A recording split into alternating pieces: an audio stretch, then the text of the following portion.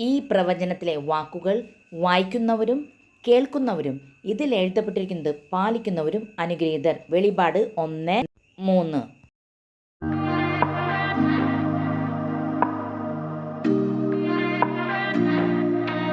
മാതാവിന്റെ മാധ്യസ്ഥം പ്രാർത്ഥിക്കാം. നന്മ തെളിഞ്ഞു പറയുന്നേ സ്വസ്തി. കർത്താവ് അങ്ങയുടെ കൂടെ സ്ത്രീകളിൽ അങ്ങ് അനുഗ്രഹിക്കപ്പെട്ടവളാകുന്നു. അങ്ങയുടെ ഉദരത്തിൻ ഫലമായി ഈശോ അനുഗ്രഹിക്കപ്പെട്ടവനാകുന്നു. പരിശുദ്ധ മറിയമേ, തമ്പുരാന്റെ അമ്മേ, പാപികളായ ഞങ്ങൾക്ക് വേണ്ടി ഇപ്പോഴും ഞങ്ങളുടെ മരണസമയത്തും തമ്പുരാനോട് അപേക്ഷിക്കണമേ. ആമേൻ. അവർ ആയുധത്തിലും സാഹസിക കൃത്യങ്ങളിലും ആശ്രയിക്കുന്നു. നമുക്കെതിരെ വരുന്ന ശത്രുക്കളെയും ലോകം മുഴുവനെയും തന്നെ അങ്കുലിചലനം കൊണ്ട് തറ പറ്റിക്കാൻ കഴിയുന്ന സർവശക്തനായ ദൈവത്തിലാണ് നമ്മുടെ പ്രത്യാശ. 2 മക്കബായർ 8:18.